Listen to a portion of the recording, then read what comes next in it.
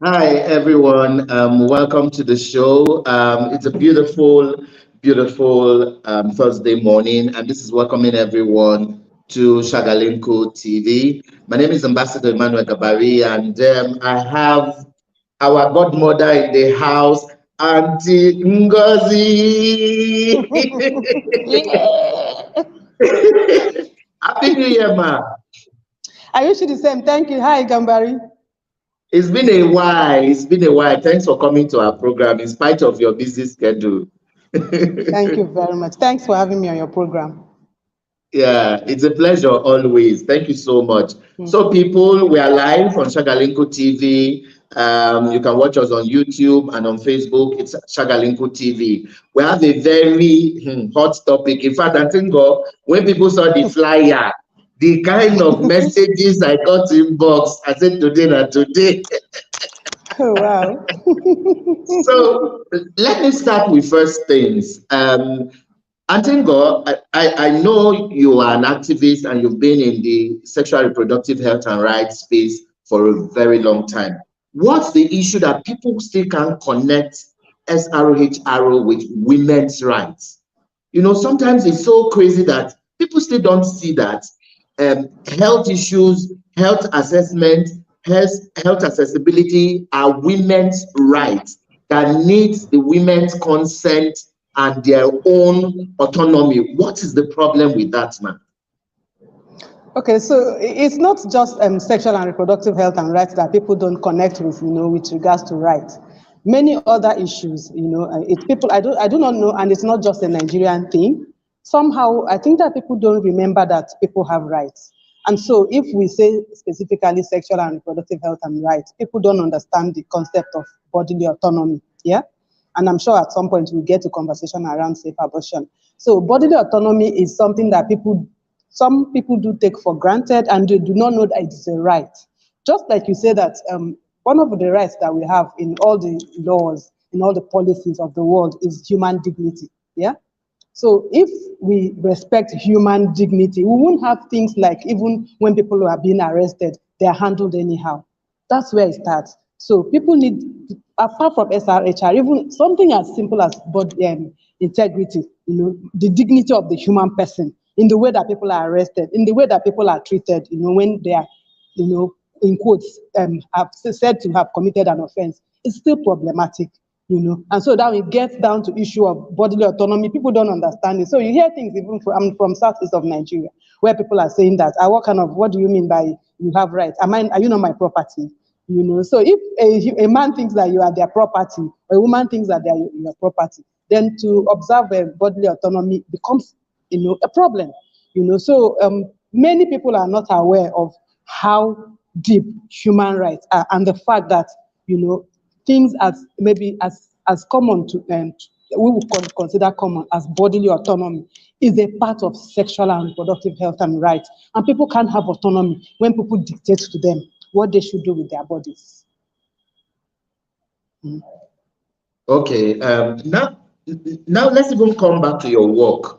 A lot of times you have taken the bullets for women, for key population, for the marginalized. What's your passion? For someone watching you right now, who is Aunty Ngozi, and why is the passion? Because every time I see you do some of these things, human rights, women's rights, you are everywhere trying to be a voice to the voiceless. How did it even start for you? Okay, so I am passionate about rights, because I grew up in a family where, just like most girls from southeast of Nigeria, you just your family has that impression that the male. In my own case, I had 4 brothers before me. My mother, out of ignorance, she wasn't that educated. In fact, she wasn't educated. Felt that education for the boy child was critical.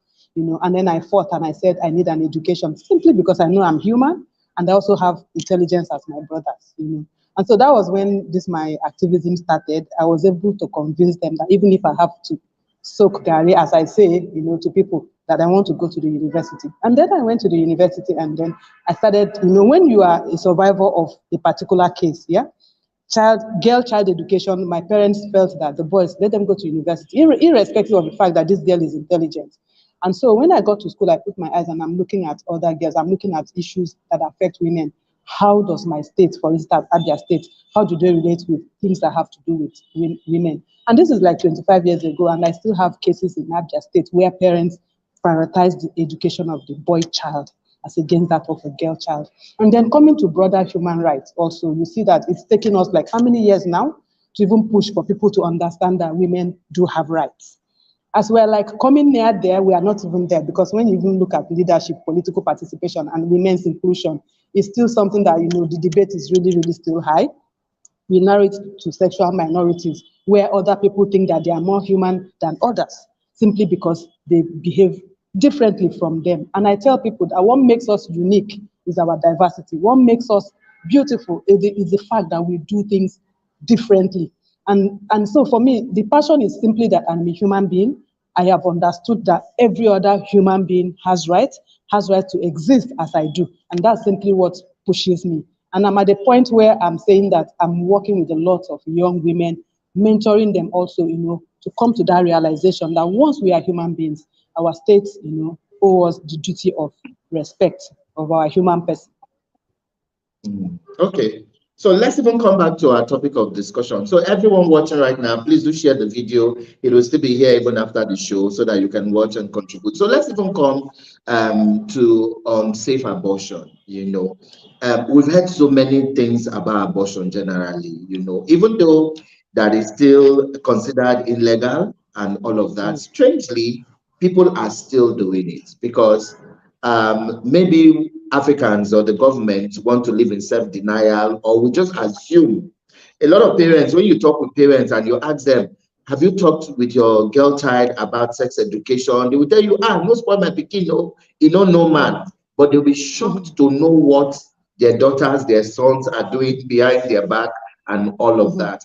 What are some of the things as you work with your organization and on your field work, what are some of the things you see with regards to unsafe abortion? Okay, so in 2019, my organization, Vision Spring Initiatives, we had the first tribunal on ending unsafe abortion. What we did was, before that time, we'd done a lot of work where we're trying to convince government that we need to deliberately make sure that every young person has access to comprehensive sexual and reproductive health and rights. And then when our demand was falling on deaf ear, we started to say, okay, the beneficiaries of this unsafe abortion and safe abortion, can we have a dialogue with them? It was the young people themselves who said to us, if government think that people don't go through the knife in an unsafe way, can we come and speak? And so we had that tribunal in Abuja where we had government persons and then about 10 young women who came and spoke about their unsafe abortion stories. That was what kind of gave us a springboard to say, we are not talking theory, we are talking practical. And what was beautiful about that event was that we got a government person who's a medical doctor with one of the biggest hospitals in Abuja, who said to the people from state National Assembly and then other healthcare workers, who said to them that the money that the Nigerian government is spending to repair cases of unsafe abortion is actually enough for the government of Nigeria to ensure that every young person that needs safe abortion receives it, But of course, it's not even just government that is not believing that safe abortion is the way to protect women and girls. It's also the religious and traditional rulers, Most of the fight against safe abortion is hinged on belief, on the fact that it is only sinners, who engage in terminating pregnancies. But the funny thing is that many young people, many young people, as the doctor proved to us, with pictures of a few young women who had died in the process. Pictures of young women who had taken substances, that they felt that if they mix potash and mix with this drink and this and that, they can terminate pregnancies, doing damage to themselves. And even university undergraduates who died in the process because they were desperate, they were not ready for those babies. What they did was use hunger to try to pull out the fetus, and in the process they pulled out their intestine and everything. So I think that conversation about safe abortion is long overdue, and it's not. We can't be hiding anymore to have such conversations. We cannot hide anymore. because there are lots of researches. The Guttmacher Research Center has found that whether we criminalize abortion or not, lots of unsafe abortion is happening. As I'm having this conversation with you right now on television, a young woman is going through an unsafe abortion. So why are we still playing the game of feeling that it's not happening? You know, is it like you said, the money that is being used every time to want to repair or, you know, resuscitate a woman when she goes all through all of this could also just be channeled. So let me even put it this way. Is it that our female legislators who know the implications and all of this are also not putting enough weight into, even if it's what in a decade that female legislators are able to say, this is one achievement they've done, you know, to provide this and maybe make it legal? Is there maybe a myth or something? You know, every little thing in Africa and Nigeria, they say it's tradition or culture and all of that. What's really the situation? So there are, as you just said, there are lots of myths around safe abortion, abortion, yes. And then also the women at the National Assembly or State Assembly, they are also part of the patriarchal society. They are part of the people who are there and who want to look good. And most of them want to rely on, they don't want to offend the church or the mosque. They don't want to offend the people who have put them there, because people have this idea about abortion. And let me just mention a few myths. There's this one that abortion is killing of babies. That's a huge myth and it's wrong, because nobody's killing any baby. It's a myth. Let's even talk about killing babies. I remember 2 years ago, a young girl was in the university. She got pregnant. She had the baby. You know, she hid the baby pregnancy from many people. She had that baby. And then every time she looked at that baby, she said the baby reminded her of the fact that she had to drop out from school. What did that girl do? She strangled that child. You know. And so if you have sympathy for fetus, how come you don't have sympathy for human beings? You know, who their young mothers who are not ready for pregnancy can bring to birth and decide to strangle them to death and put them in the pit toilet. Do you know the number of young people who have had babies and they ended up in pit toilets in the villages? Do you know the number of young women who have lost their womb in the process of drinking potash and other terrible lime and the rest to terminate pregnancies? Everything that we have to do about human rights, abortion rights, have to do with political will from our leaders. Things are really changing in Lagos. I live in Lagos, and I know that last year we trained about 20 religious leaders, and we showed to them pictures of what happens when we decide that safe abortion is not a human right, and they are now advocates on their own. And so I think that education is critical. Even the people at National and State Assembly, they need education. They need to understand. They need to hear these stories. They need to have their evidence. They need to, at some time, step out of their comfort zones and go to the hospitals and see what's happening there, you know. And so this is not the time to play, oh, we do not know that it's happening, or we don't know that we need this service. We need it. Any government who is still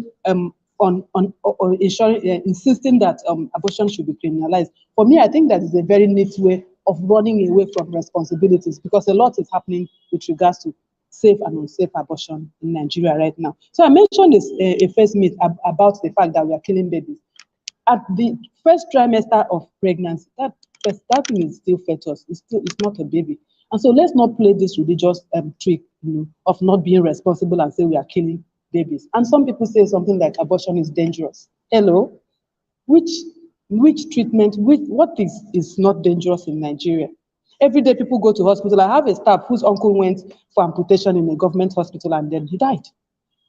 You know, I can't have any record of any young person who have had a safe abortion and in the process lost their lives. No, it's one of the simplest things that can happen. Either it's the medical one where you go into the hospital, surgical one where you go into the hospital, an experienced doctor takes out the fetus, or it's the medical one where the doctor also prescribed tablets to take at that early stage, and it flows out as like your menstrual period. You know? So when we keep saying abortion is dangerous, what is not dangerous? You know, what is better, to kill the baby when you've had the baby, or to starve the baby to death which one is more dangerous? There are other myths, we can discuss as we go on in this program. Yeah, so we'll come back to the myths again. But another thing, when you were talking, that I just realized and needed to also ask you to be more light. One other big myth is where people say it's only single ladies that do abortion, then they are showered, then be this. And they're even forgetting that there are more women, married women, who their husbands even escort them to quack places to do all of this. Take us through all of that, to being someone who is always on the field, because every time you sit in spaces, the main thing they holler is that it is promoting promiscuity, and it is more of young girls who are doing a shower, they are just doing a shower, and all of that. What do you think about this? But that's where they make a mistake, because you see these people they call ashawo or sex workers, they are kind of organized. A sex worker does not want anything that will interfere with their business. And so they have lots of partners, international partners, who are educating them on how to be safe. You find some of them who have ensured that they are on contraceptives. Some of them have put in devices to ensure that they don't get pregnant, because it spoils business for them to go and get pregnant, except, of course, they want to have that baby.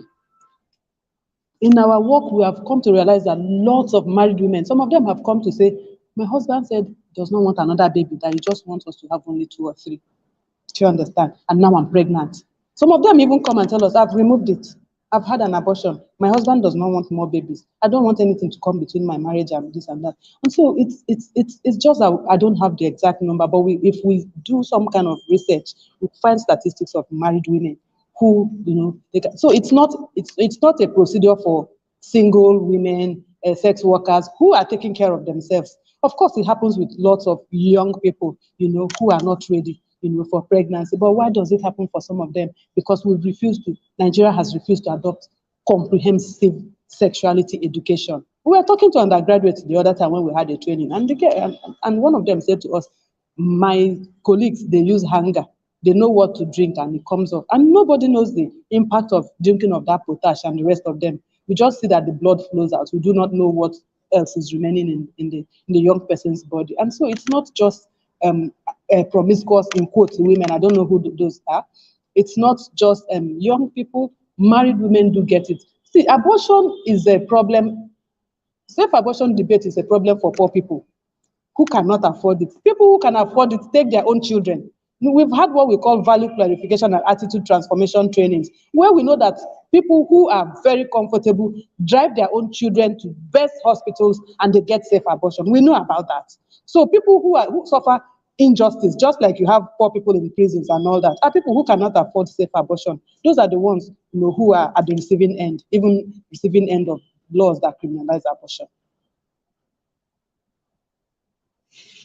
Yeah, so coming to this again, let's even look at when people get raped, because a lot of times people don't also put themselves in the shoes of this person's asking for such procedures. All they just want to do is do a guilt tripping and just make people feel bad when they ask for such services or procedures. What about scenarios where a woman gets raped, and all of that? People don't think about the traumatic experience it is for her if she leaves that child and all of that. We've seen instances of incest, where even brothers, siblings sleep with each other, or even uncles, bigger uncles sleep with their female relatives and all of that. How is the woman or the girl going to feel every day she's reminded of all of that? So let's even look, before I ask you to also take a few more myths for us, and then we'll go to realities and maybe conclusions. What do you think about some of the scenarios that people are not, we have lost our humanity touch, the first thing, even like we've had you on the show once, when a girl gets raped and she even summons the courage to go to a police station, the first thing they tell her, the auntie, why they not go rape you? See the kind of clothes where you wear. Why for night they wake up for night, or you go my house go sleep? What do you want me to do? Now prayer for they pray with you. People don't just understand the psyche, or don't want to understand the psyche of that person at that point. What can you say about issues of the person itself relating to all of this? Okay, so the debate around abortion is for people. So when people don't understand, when I talk about abortion issues, they come, they say, "Oh, Madam Ngozi, you are supporting abortion." To say that people, abortion debate is about people knowing their rights and making decisions about their bodies.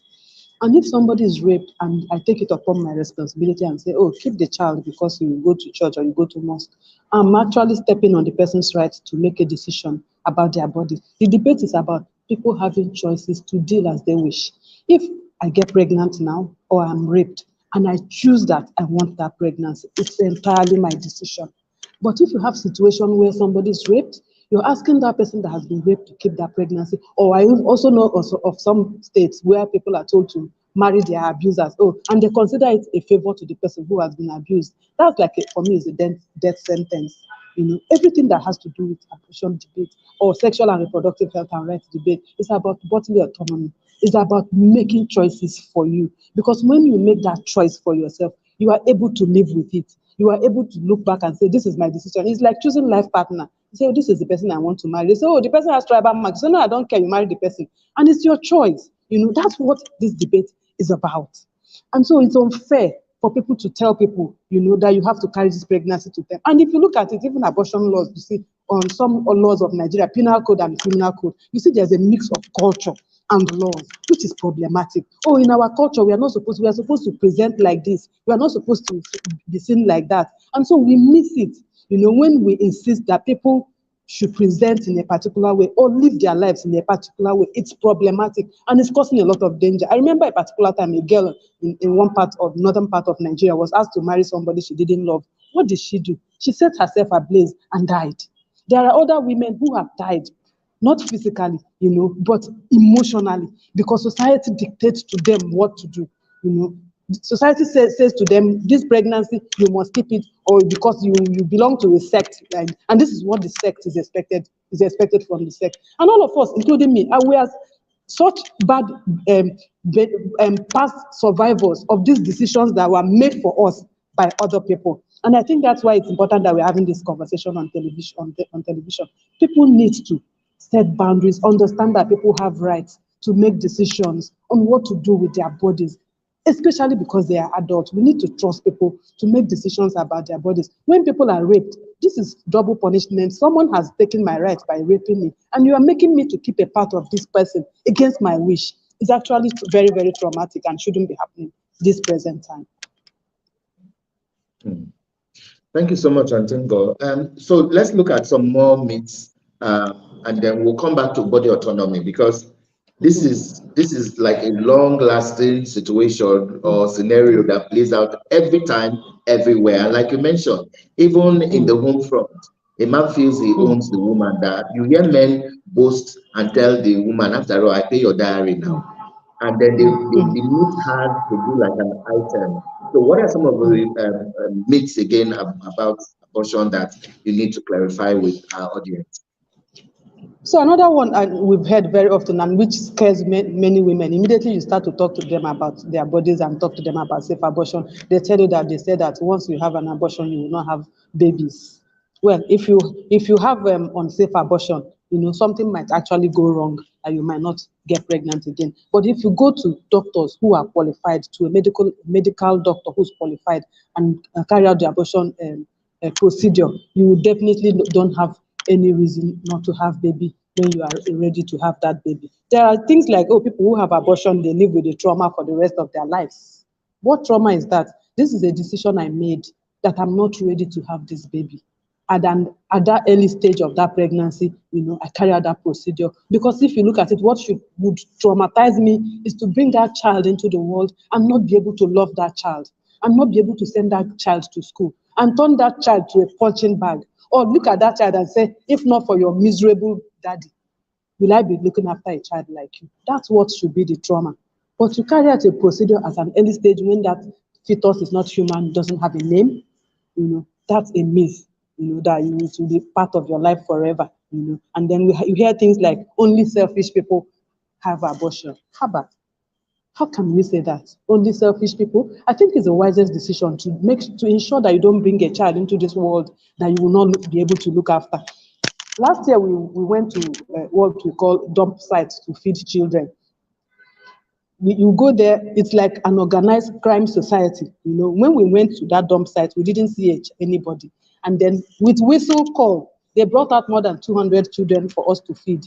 Those children, what do? They walk around Lagos State, robbing people, stealing from people. In fact, as I was training them and begging them to change, turn around their lives, one of them was looking at me. I really liked the boy. He looked very intelligent. I called him to a side and I was speaking to him. I said, why don't you turn a new leaf? Why don't you live like this? Why don't you live like that? This and that. You know what the boy said to me? He said, Madam, please dash me your earring. I want to sell it. These children are at a point of, most of them, no return. Most of them don't know where their parents are. Most of them don't know what love means. They are the ones who jump into people's homes in the evening and rob them. They do not know. Some of them don't even know who brought them to the world. That's for me, what selfishness is about. That you bring children into the world, you don't know where they are, you don't know what they are doing, they are causing nuisance and killing other people. Those are the things that will make me have a guilty conscience. That's the thing that will make me a selfish person. But safe abortion for me is the way to ensure that we have a safe society. And the thing is, if we like, let us have additional laws that criminalize abortion. It's happening. It doesn't stop it from happening all over the world. Then some people say abortion causes cancer. There's no study so far to prove that. So I think that whatever we are saying about safe abortion, and I keep saying safe abortion because I know there's another abortion that happens that is life-threatening. Whatever we are saying with regards to, let it be medically founded. Let's not, either exaggerate or just speak from lack of knowledge. Everything that we have done as an organization is supported with research, and then even supported with lived experiences. We have a publication on that, lived experiences of young people who went through unsafe abortion. We have their voices. We are still going to do other things this year, on a project which brings out more people, young people who want to speak up, because recently the Nigerian government removed sex education from the educational curriculum. We are going backwards instead of moving forward. That's problematic. Because young people, it used to be undergraduates terminating pregnancies. These days, going to quacks. These days, secondary school children are sexually active. And this is when we are removing comprehensive sexuality education from our curriculum. It's problematic. It's really, really problematic. We should be worried about it. So all the myths, I'm not here to tell you that, oh, it's true, these things it's a lie. Just Google for yourself. Find out, sit down with a doctor, sit down with a medical personnel and ask them, is it possible that if people do go out the procedure, that it will lead to not having children in future? No, it's not possible. Except, of course, we drink all those chemicals that we don't know where they are from, and then we end up causing damage to ourselves. Speak to a qualified doctor, and they will clear your doubts about it. That's what I have to say. Wow, thank you so much, man. So as we wrap up now, what's really the way forward? Because we're just trying to even have a grip on sexual reproductive health and rights, where even sometimes women still find it hard to access commodities, even for family planning and child spacing and all of that. In some zones and in some regions, it's still a taboo, for all of that. In some cases, even when women make up their mind, they still insist that they go get their husband's permission or even bring their husbands, reducing women to be like second-class citizens. What is the way forward, man? And so some of these things that we talk about is actually happening to women who are not knowledgeable about issues, women who do not know their rights. And that's why we keep doing this education. If your life is in danger, I don't know why you're waiting. There are times that they used to say that women can't rent houses unless they bring their husbands. That's a violation. But when men rent houses, they don't have to bring anybody. And so most women have found how to work around it. If as an activist, I would sign for any procedure I want to do. If some women who are not activists bring a female relative to do what they need to do, but we need to keep creating awareness that people's lives, are very important. If men don't need to bring anybody for any procedure, I don't think that women should be required to bring people for procedure. Except, of course, you just want to have conversation. These are partners. You are aware of this in the interest of the woman. But what about women whose husbands are not in the country or have traveled out? Are we going to allow the women to die because we want their partners to be there? I think that we need to be very careful in the way that we make women second-class citizens and expect that their male partners must be there. Some women are single women. Some of them are pregnant and they don't even want to identify with any partner. You know, there are other women also who are just, you know, who chose to maybe go to some bank and get pregnant. Why do we need, you know, post consent to carry out procedure for people, you know, as they are adults, you know, and it shouldn't be. I'm not saying that it's 100% not okay, but it shouldn't be a huge criteria. Yeah.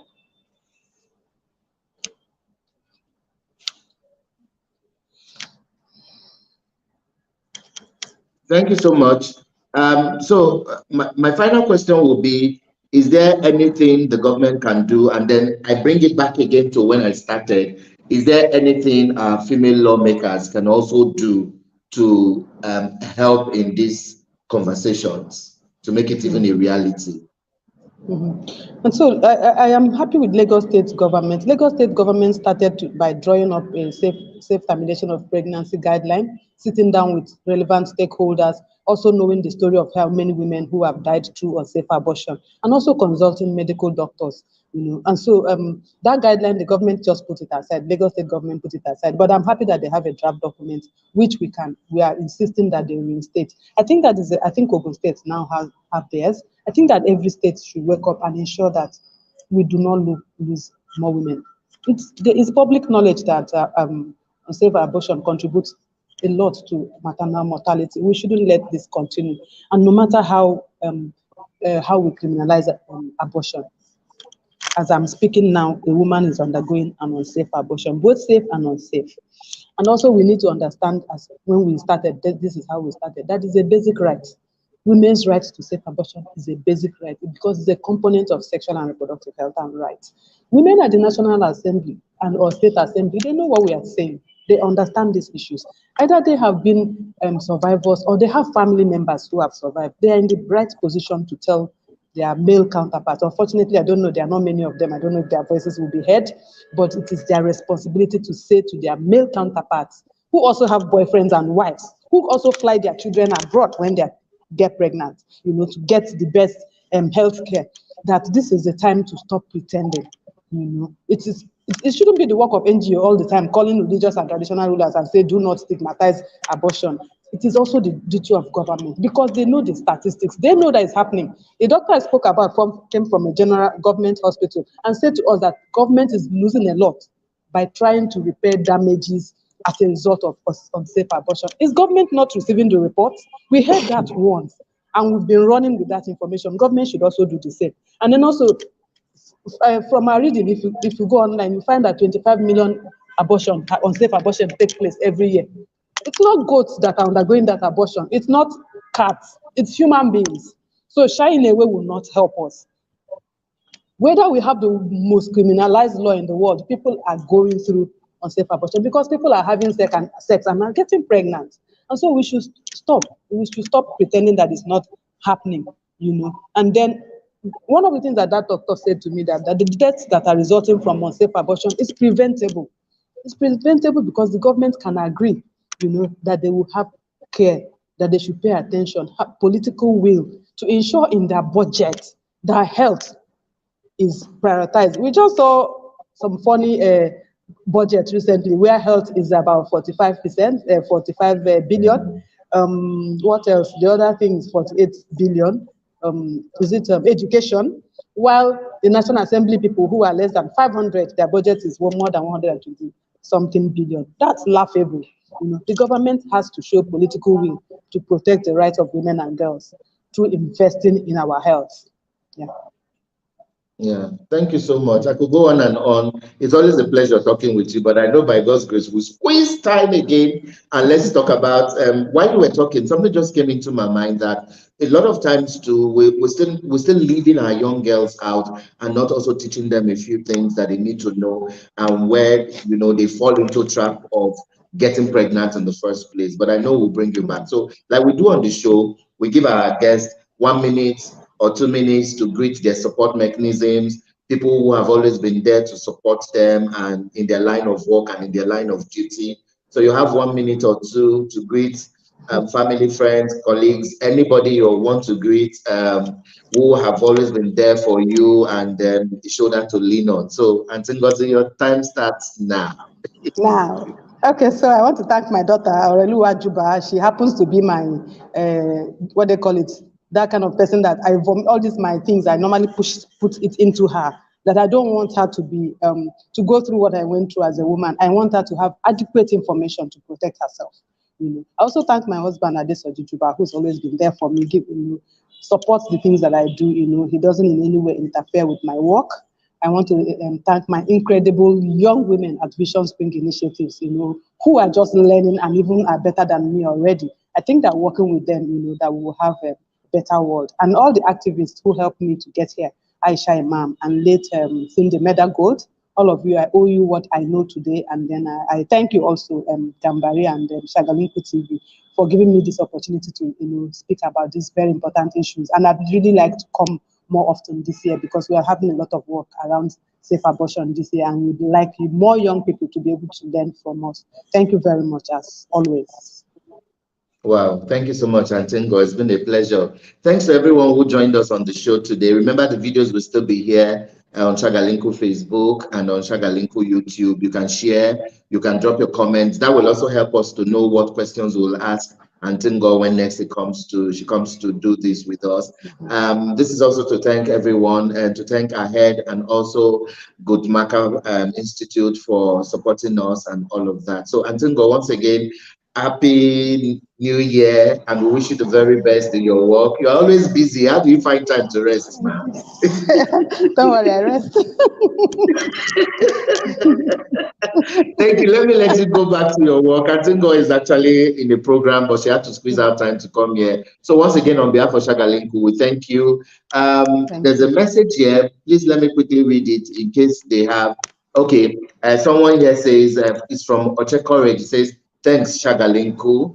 And then again, Ochekorage says, awesome topic, interesting. Yeah. And then I think we had one previously. Uchenna Richard says, this is going to be very interesting. And yes, it is, and it was. With Antingo, and she always steals the show when you put a microphone in front of Antingo. Antingo, thank you so much. We really, really, really appreciate you. Thank you for coming. And everyone, thanks for joining us. So till we meet again, my name is Ambassador Emmanuel Gabaria, urging everyone to stay blessed and have a beautiful Thursday. Bye-bye, everyone.